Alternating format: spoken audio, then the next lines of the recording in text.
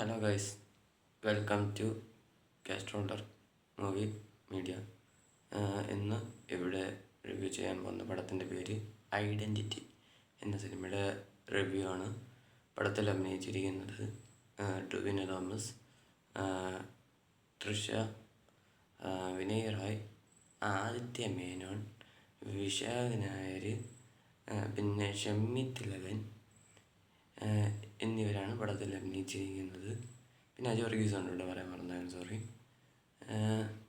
പടം ഇതിൻ്റെ ഡയറക്ടർ ആരാന്ന് ചോദിച്ചാൽ അഖിൽ പോൾ ആൻഡ് അനസ് ഖാൻ, മീൻസ് ഫോറൻസിക്കിൻ്റെ ഡയറക്ടേഴ്സ് ആണ്.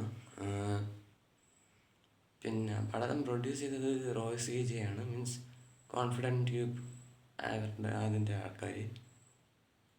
പടത്തിൻ്റെ സിനിമാറ്റോഗ്രഫി ചെയ്തിട്ടാണ് അഖിൽ ജോർജ് എന്ന് പറഞ്ഞ ഒരാളാണ്. Action director Yannick Ben and ഫിനിറ്റ്സ് ഏട്ടൻ, അവരൊക്കെയാണ്. പിന്നെ ഇതിൻ്റെ എഡിറ്റിങ് ചെയ്തിരിക്കുന്നത് ചമ്മൻ ചാക്കോ അങ്ങനെ എന്തോ പറഞ്ഞിട്ട് ഒരാളാണ്. പടം എങ്ങനെ ചോദിച്ചാൽ ഈ വർഷത്തെ ഫസ്റ്റ് ഹിറ്റ് ഇതെന്നായിരിക്കട്ടെ. വേറെ ലെവൽ പടം. പെർഫോമൻസസ് വൈസ് ഒരു രക്ഷയില്ല. ഫസ്റ്റ് ഹാഫ് പറയാം.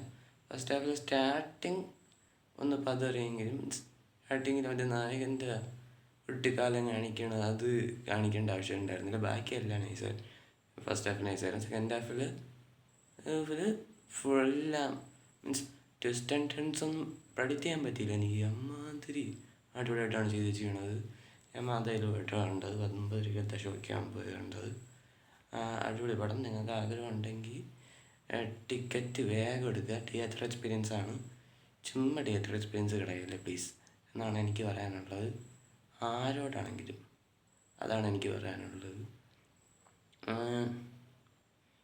പിന്നെ ഇത് ടൊവിനോയുടെ ഒരു കംബാക്കാണ്. AR റഹ്മാൻ എനിക്ക് ഒത്തൊന്നും ഇഷ്ടപ്പെട്ടിട്ടുണ്ടായിരുന്നില്ല. അത് അപ്പോൾ മീൻസ് ഞാൻ പറഞ്ഞിരുന്നു ആവറേജ് സിനിമയായിട്ടാണ് എനിക്ക് ഫീൽ ചെയ്തിരുന്നത്. അപ്പോൾ അത് വെച്ച് നോക്കുമ്പോൾ ഇത് നല്ലൊരു പടമാണ്. ഫോറൻസിക് ഡയറക്ടേഴ്സ് അല്ലേ, ചതിക്കില്ല എന്നുള്ള പ്രതീക്ഷ ഉണ്ടായിരുന്നു. അത് നിറവേറ്റിയിട്ടുണ്ട്. എഡിറ്റിംഗ് ഒക്കെ നൈസായിട്ടുണ്ട്. എഡിറ്റിങ്, സിനിമാറ്റോഗ്രഫിങ്, ഇതിൽ പറയേണ്ട ഒരു സംഭവമുണ്ട്. ഹൈലൈറ്റാണ്, ലൈറ്റ് പോസിറ്റീവാണ്. മീൻസ് ലാസ്റ്റ് അത് 10 മിനിറ്റ് ആണെന്ന് തോന്നുന്നുണ്ട്. ഒരു ഫ്ലൈറ്റിൽ വെച്ചൊരു ഫൈറ്റ് ഉണ്ട് മോനെ, വേറെ ലെവൽ ഫൈറ്റ്. മറ്റേ വിനയറായിട്ട് ഇങ്ങേരും ടൊവിനോയും കൂടി ഒരടി ഫൈറ്റ് ഉണ്ട്.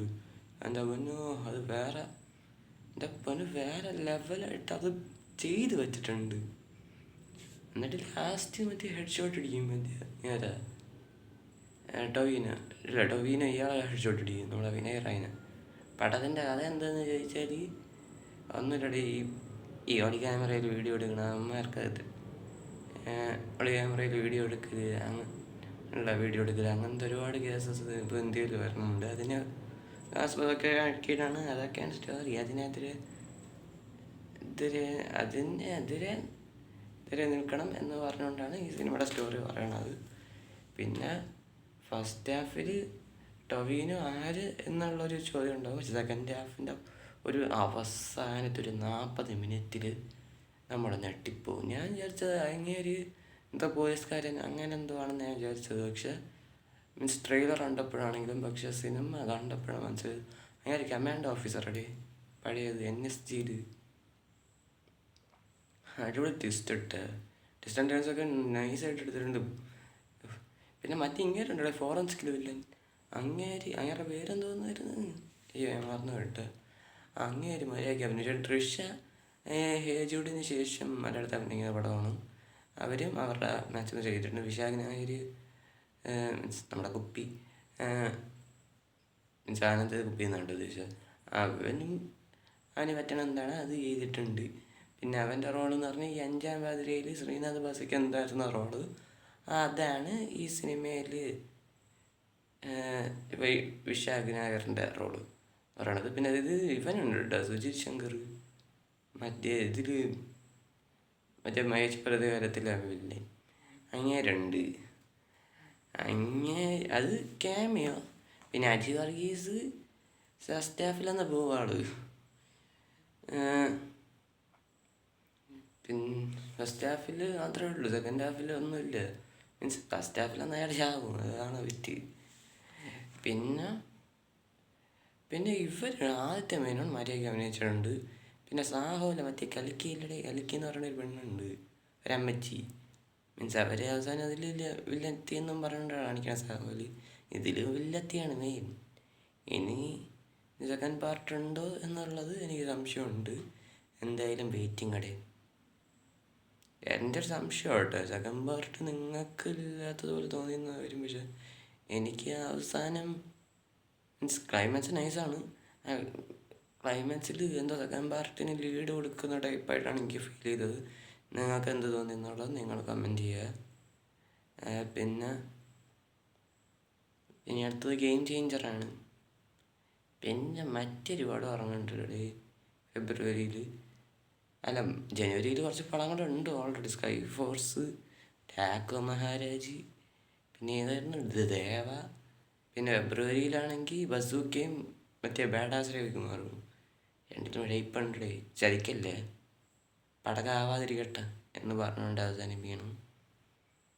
പിന്നെ പറയാൻ മറന്നു കേട്ടോ, ഇതിൻ്റെ ബീജിയും സോങ്സ് അടിപൊളിയായിട്ടുണ്ടായിരുന്നു.